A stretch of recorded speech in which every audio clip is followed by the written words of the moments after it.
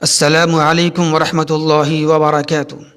الحمد للہ وکفی وسلام علی عبادہ الذین اصطفى اما بعد فاعوذ باللہ من الشیطان الرجیم بسم اللہ الرحمن الرحیم۔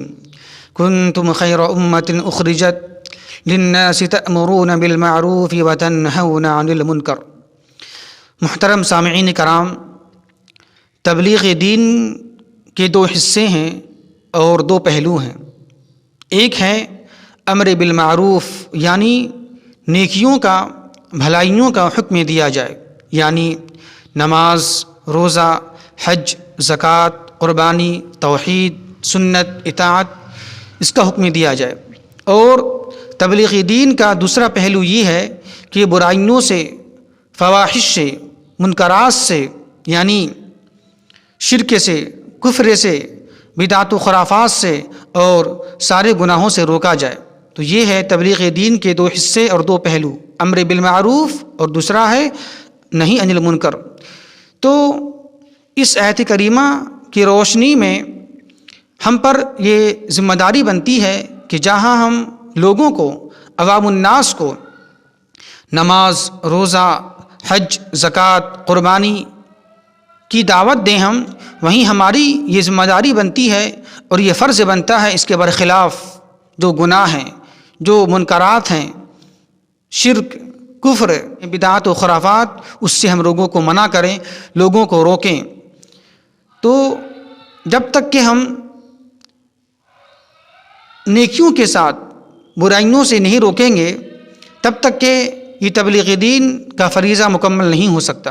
تو اسی مناسبت سے ہم نے ایک سلسلہ شروع کیا تھا، دیوبندی کتاب فضائل اعمال کا ایک تحقیقی جائزہ۔ الحمدللہ اس کے دو پارٹ، دو حصے گزر گئے ہیں۔ اب میں آپ کے سامنے یہ تیسرا پارٹ اور تیسرا حصہ اور ہماری یہ تیسری مجلس ہے۔ آئیے میں انشاءاللہ کچھ باتیں اور کچھ اس کی باتیں ہم بیان کریں گے، پھر اس کے بعد اس کا ہم ایک جائزہ لیں گے کہ کیا یہ واقعات اور یہ جو باتیں اس میں بیان کی گئی ہیں، کیا یہ حقیقتاً اور واقعتاً یہ صحیح ہے۔ جیسا کہ اس سے پہلے بھی ہم نے ہر حصے کے اندر اور اس کو شروع کرنے سے پہلے ہم یہ گزارش کرتے رہے اور ابھی بھی کر رہے ہیں کہ ہماری ایک گزارش ہے، چھوٹی سی ایک التماس ہے کہ ہماری ان باتوں کو آپ تحقیقی نگاہ سے دیکھیں، تنقیدی نگاہ سے نہ دیکھیں، اور ہماری اس بات کو آپ اپنے گھر میں اگر آپ کی یہ کتاب موجود ہے فضائل اعمال تو اس کو ملائیں آپ، اور یہ غور کریں، یہ سمجھیں کہ کیا واقعی اس کے اندر جو باتیں موجود ہیں کیا یہ اسلام کا حصہ ہے، کیا یہ شریعت کا حصہ ہے۔ تو اس کو ذرا سمجھیں، اس پر غور کریں، تب اس کو آپ مانیں۔ اب آئیے میں اب بلا کسی تمہید کے میں یہ سلسلہ شروع کرتا ہوں۔ دیکھیں، آپ پہلے دیکھ لیں، یہ آپ کا فضائل اعمال حصہ اول ہے، یہ فضائل اعمال کا حصہ اول ہے۔ اگر یہ کتاب آپ کے گھر کے اندر موجود ہے تو ہماری ان باتوں کو آپ ملائیں انشاءاللہ، پھر اس کے بعد ہماری ان باتوں کو مانیں۔ آئیے میں شروع کرتا ہوں۔ فضائل اعمال کا حصہ اول، اور یہ ہے فضائل نماز، یعنی کہ فضائل نماز ایک قائم کیا گیا ہے باب۔ اس فضائل نماز کے تحت ہو سکتا ہے، اس سے پہلے بھی میں نے یہ بات کہی ہے اور ابھی بھی میں یہ بات کہتا ہوں کہ دیکھیں آپ، ہو سکتا ہے ہماری ان باتوں کو جو آپ ملائیں گے تو جلد میں صفحہ نمبر میں فرق ہو سکتا ہے، لیکن یہ بات جو میں بیان کر رہا ہوں اس کو آپ ملائیں گے باب کے تحت۔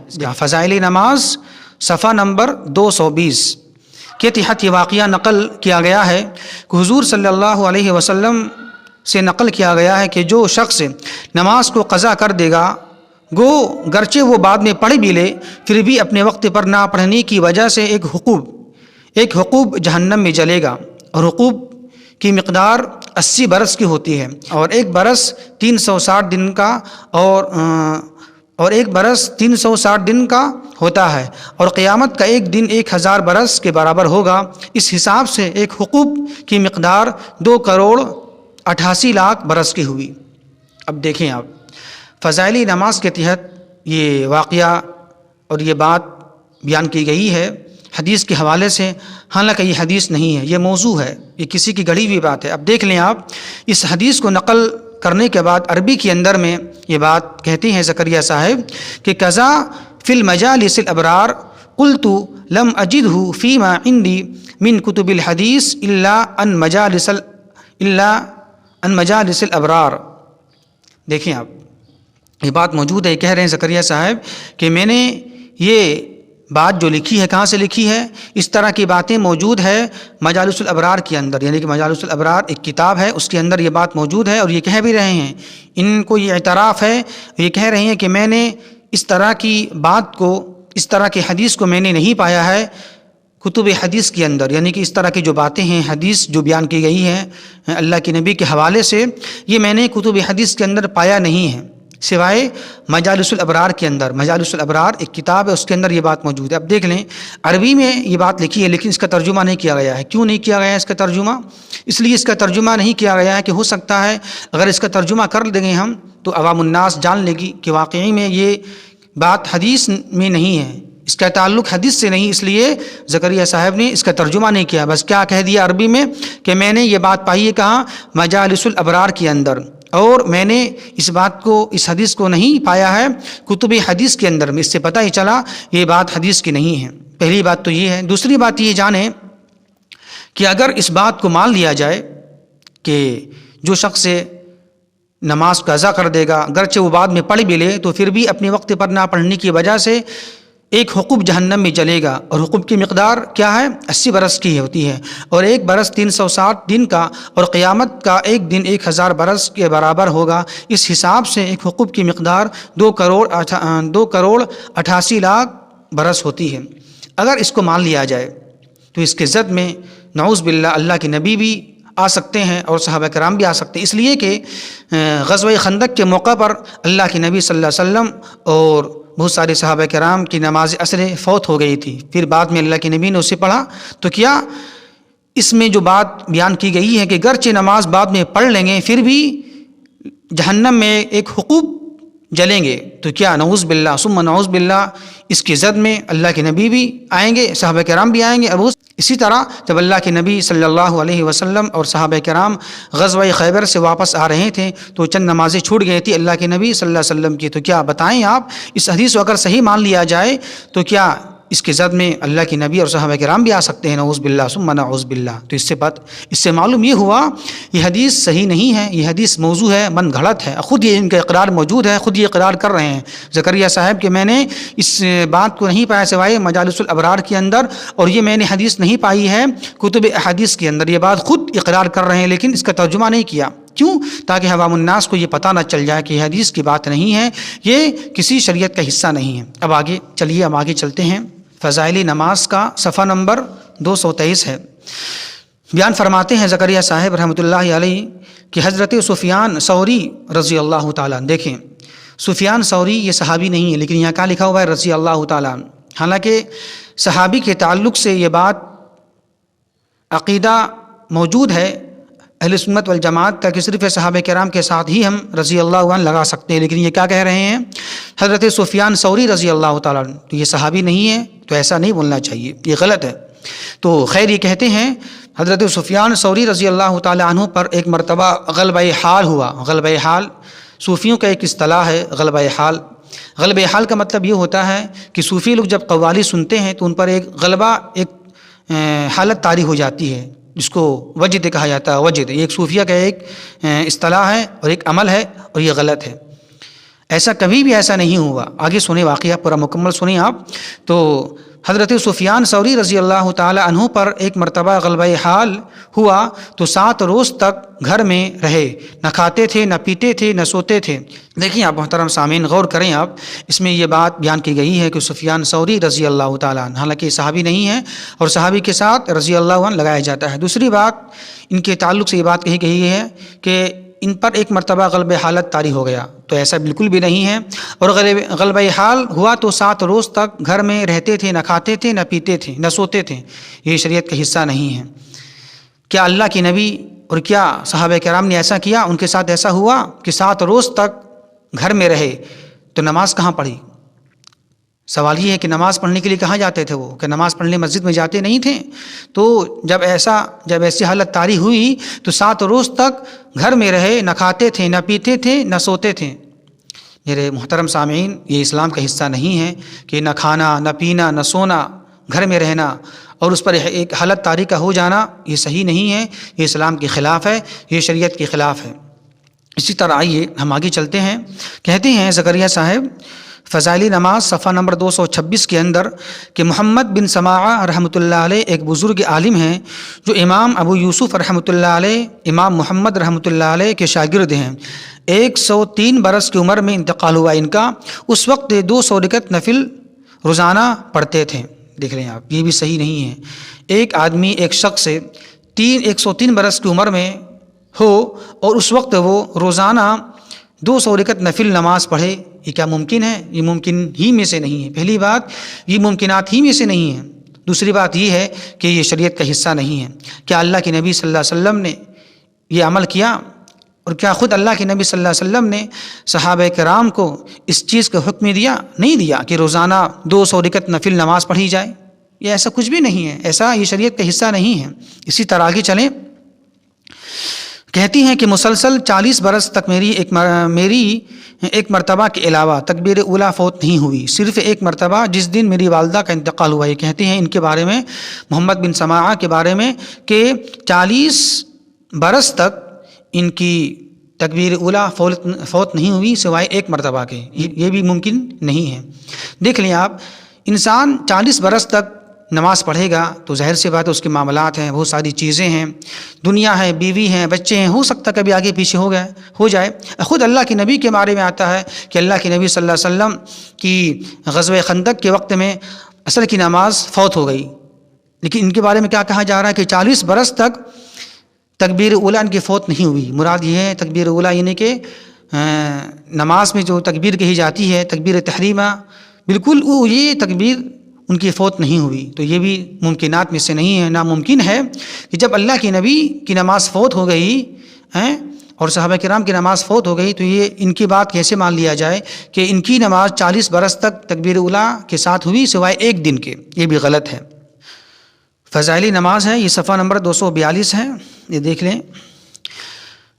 شیخ عبد الواحد رحمۃ اللہ علیہ مشہور صوفیہ میں ہیں، فرماتے ہیں کہ ایک روز نیند کا غلبہ ہوا کہ رات کو اوراد وظائف بھی چھوٹ گئے۔ خواب میں دیکھا کہ ایک نہایت حسین خوبصورت لڑکی سبز ریشمی لباس پہنے ہوئے ہے، جس کے پاؤں کی جوتیاں تک تسبیح میں مشغول ہے۔ کہتی ہے کہ میری طلب میں کوشش کر، میں تیری طلب میں ہوں۔ اس کے بعد اس نے چند شوقیہ شعر پڑھے۔ یہ خواب سے اٹھے اور قسم کھا لی کہ رات کو نہیں سوؤں گا۔ کہتی ہے کہ 40 برس تک صبح کی نماز عشاء کے وضو سے پڑھی۔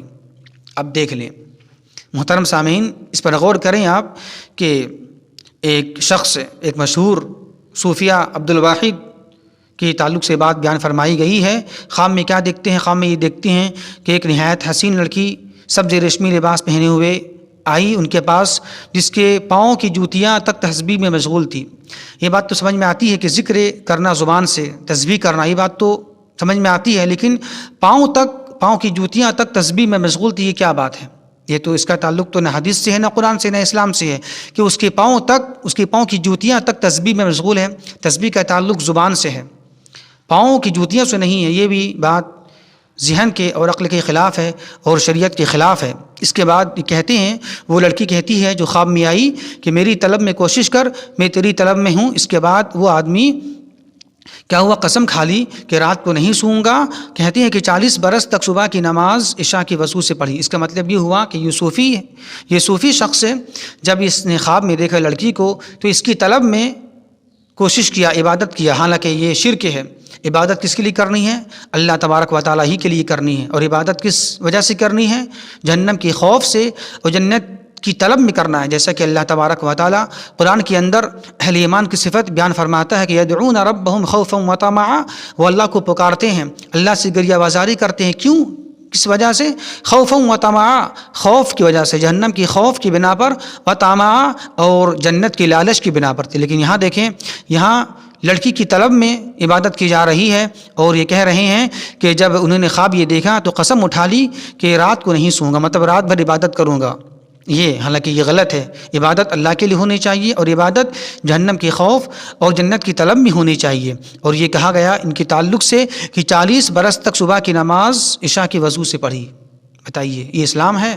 کیا اللہ کے نبی نے ایسا کیا؟ کیا اللہ نبی کے بارے میں یہ بات آتی ہے؟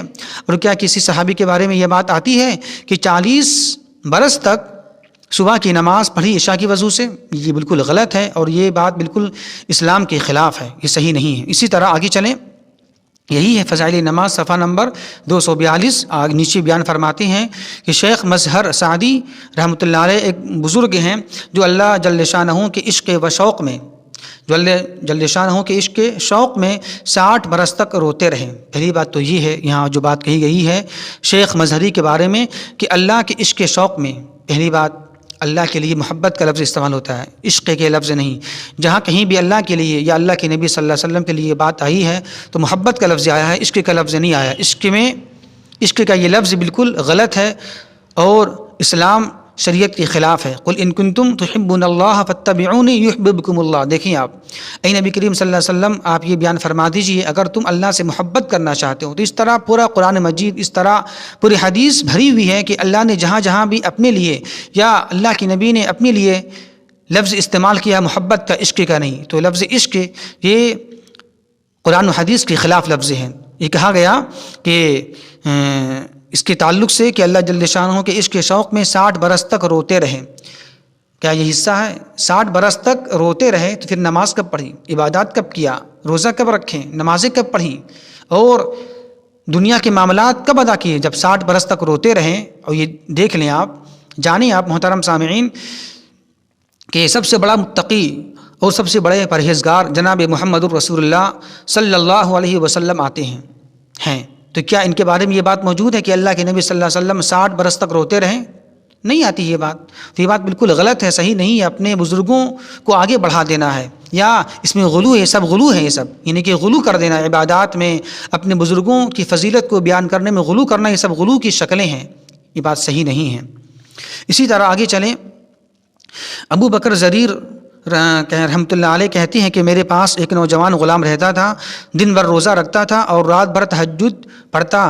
دیکھیے آپ، کہنے کا مطلب یہ ہے، دیکھیے محترم سامعین، اس میں بھی یہ بات کہی جا رہی ہے کہ ایک نوجوان تھا، دن بھر وہ روزہ رکھتا تھا اور رات بھر تہجد کی نماز پڑھتا تھا. یہ بات بالکل اسلام کے خلاف ہے اور شریعت کے منافی ہے.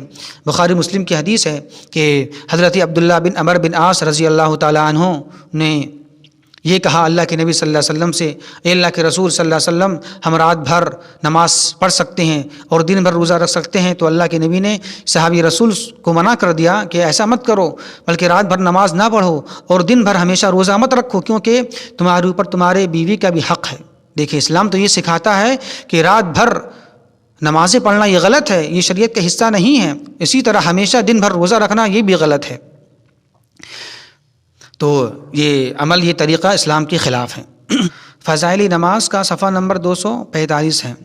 یہ کہتے ہیں زکریا صاحب رحمۃ اللہ علیہ، ایک سید صاحب رحمۃ اللہ علیہ کا قصہ لکھا ہے کہ 12 دن تک ایک ہی وضو سے ساری نمازیں پڑھیں اور 15 برس مسلسل لیٹنے کی نوبت نہیں آئی.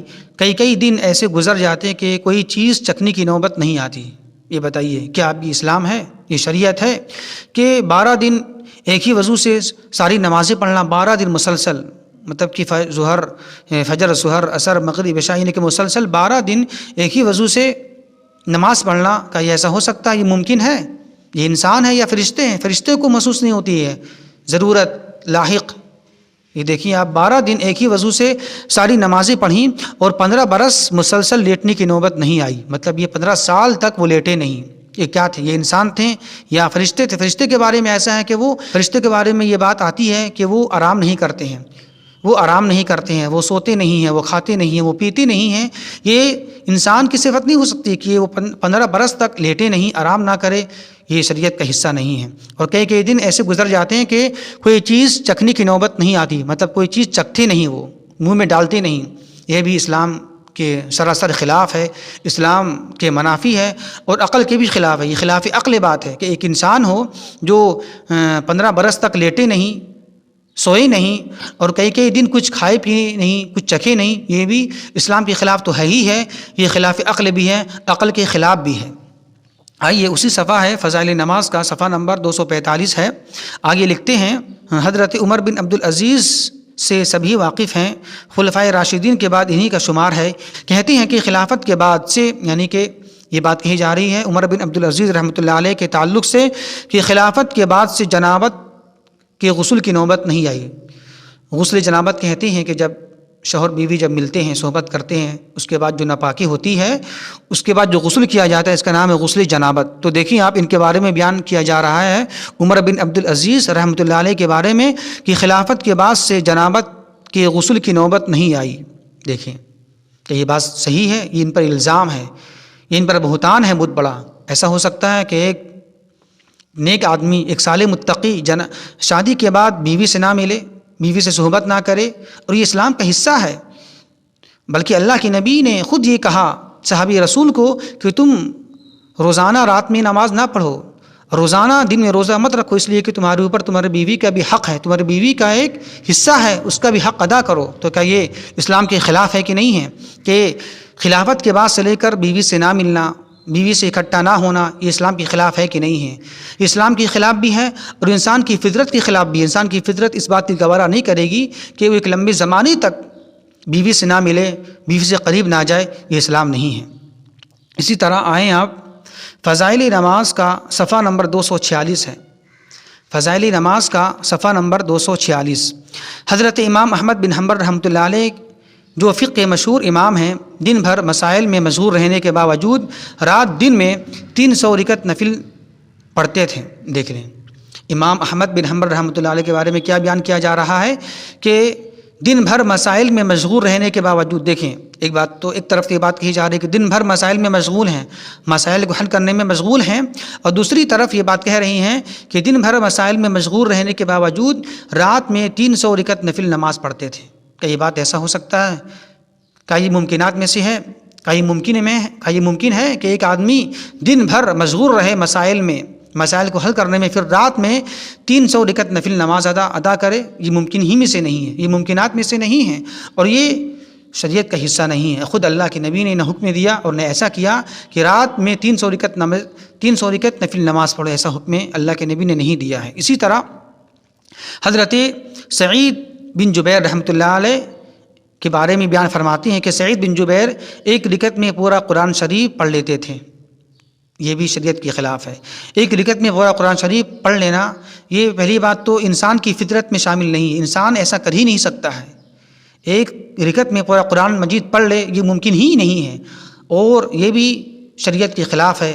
ایسا حکم نہ اللہ کے نبی نے دیا ہے، نہ خود صحابہ کرام نے ایسا کیا ہے کہ ایک رکعت میں پورا قرآن مجید ختم کر لیا جائے، بلکہ اللہ کے نبی نے منع کیا ہے. یہاں ایک رکعت کیا، بلکہ یہاں تک کہ اللہ کے نبی نے منع کیا، جس نے 3 دن سے پہلے قرآن ختم کیا اس نے قرآن کو سمجھا ہی نہیں. تو ایسا شریعت کے خلاف بھی ہے اور خلاف عقل بھی ہے. اسی طرح یہ فضائل نماز ہے، یہ فضائل نماز ہی ہے، صفحہ نمبر 246 ہی ہے. نیچے بیان فرماتے ہیں حضرت ثابت بنانی رحمۃ اللہ علیہ حفاظ حدیث میں ہے، اس قدر کثرت سے اللہ کے سامنے روتے تھے کہ حد نہیں. کسی نے عرض کیا کہ آنکھیں جاتی رہیں گی؟ فرمایا کہ ان آنکھوں سے اگر روئیں نہیں تو فائدہ ہی کیا ہے. اس کی دعا کرتے تھے کہ یا اللہ اگر کسی کو قبر میں نماز پڑھنے کی اجازت ہو سکتی ہو تو مجھے بھی ہو جائے. ابو سنان رحمۃ اللہ علیہ کہتے ہیں کہ خدا کی قسم میں ان لوگوں میں تھا جنہوں نے ثابت کو دفن کیا. دفن کرتے ہوئے لحد کی ایک اینٹ، لحد منی قبر، لحد کی ایک اینٹ گر گئی تو میں نے دیکھا کہ وہ کھڑے نماز پڑھ رہے ہیں. میں نے اپنے ساتھی سے کہا کہ دیکھو یہ کیا ہو رہا ہے. اس نے مجھے کہا چپ ہو جاؤ.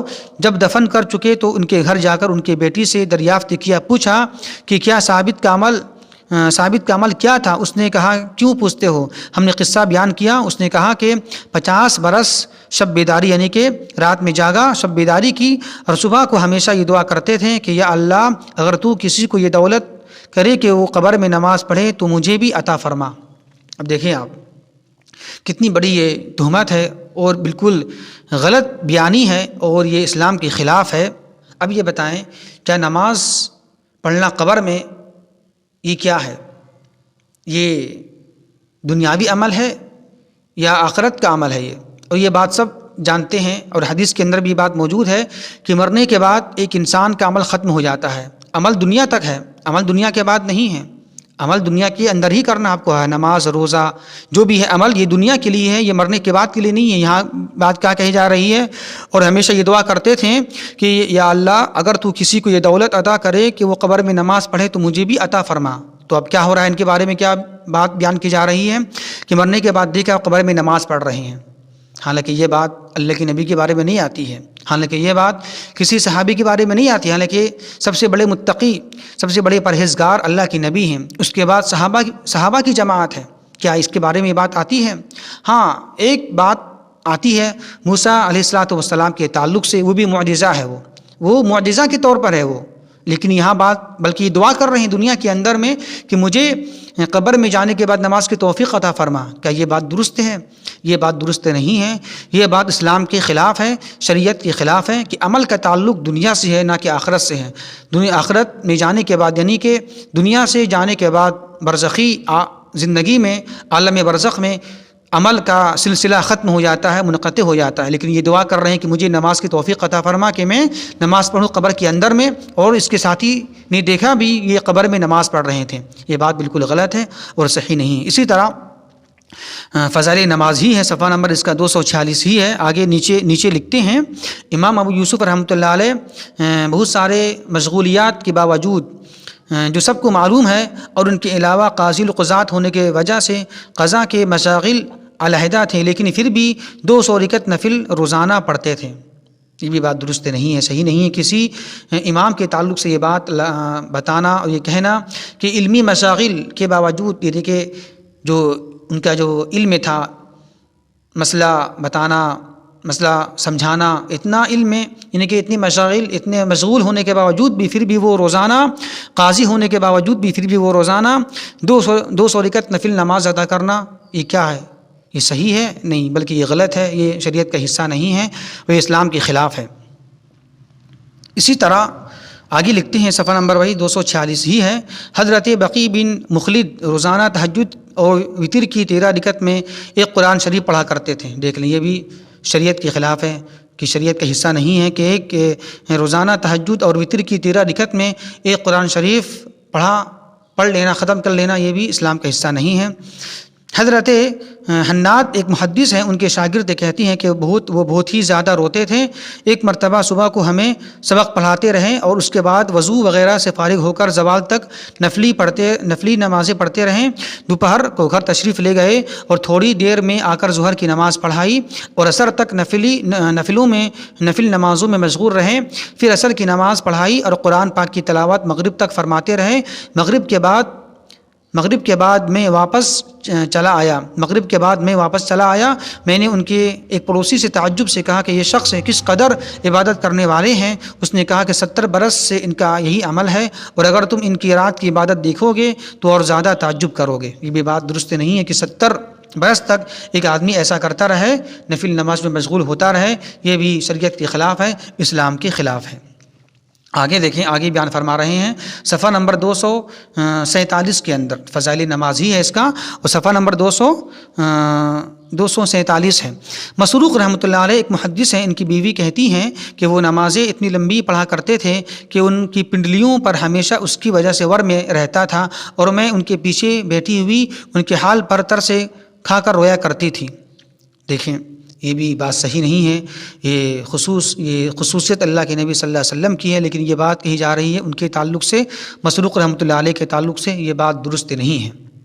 اور آگے بیان فرماتے ہیں کہ سعید بن مسیب رحمۃ اللہ علیہ کے متعلق لکھا ہے کہ 50 برس تک عشاء اور صبح کی نماز ایک ہی وضو سے پڑھی. یہ بات غلط ہے, صحیح نہیں ہے. یہ ایک صالح متقی پر الزام ہے, بہتان تراشی ہے. بن مسیب رحمۃ اللہ علیہ 50 برس تک عشاء اور صبح کی نماز ایک ہی وضو سے پڑھی ہے. یہ بات صحیح نہیں ہے.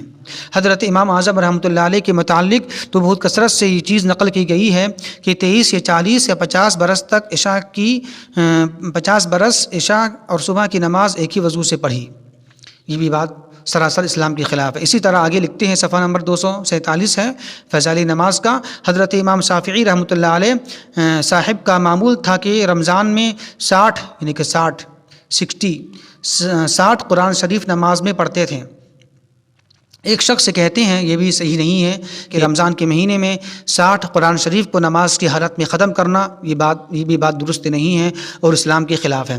تو یہ ساری باتیں آپ نے دیکھا کہ فضائل نماز کے تحت بہت ساری باتیں آئیں کہ دیکھ لیں آپ نے، یہ قصہ، یہ واقعات بالکل سراسر اسلام کے خلاف ہے اور شریعت کے خلاف ہے اور خلاف عقل بھی ہے۔ اللہ سے دعا ہے کہ اللہ تبارک و تعالی ہمیں صحیح سمجھ کے توفیق عطا فرمائے۔ وما توفیق الا باللہ، والسلام علیکم ورحمۃ اللہ وبرکاتہ۔